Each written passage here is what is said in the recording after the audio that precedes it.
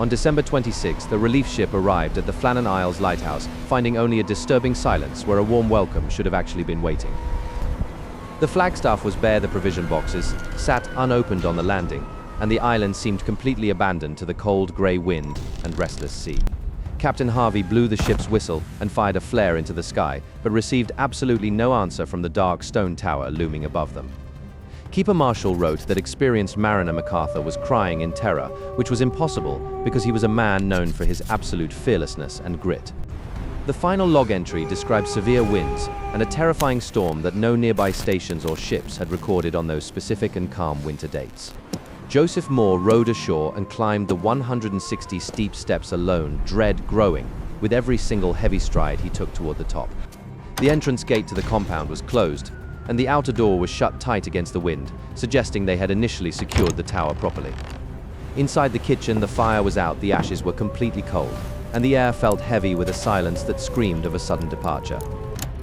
The mechanical clock on the kitchen wall had stopped ticking, marking the exact moment time stood still for the three men who had simply vanished completely. 2 sets of oilskins were missing from the hooks, but 1 set remained, meaning 1 man left the safety of the tower without any weather protection. Regulations strictly forbade leaving the lighthouse unattended without at least 1 keeper inside at all times. Yet the rules were broken for some desperate unknown reason. At the West Landing, investigators found iron railings were bent, twisted like straw, and a massive stone block was displaced by some immense and physical force. This landing sits 110 feet above sea level, suggesting a wave of unimaginable power struck the island with absolutely no prior weather warning. A supply box was found smashed open at a height of 100 feet, where no wave should reach unless the ocean itself had actually risen. The damage proved that nature had unleashed a violence far beyond anything predicted, creating a disconnect between the calm weather records and the physical destruction found. 1 set of oilskins remained inside, meaning 1 man ran out into the phantom storm in his shirt sleeves to help his colleagues in severe grave danger.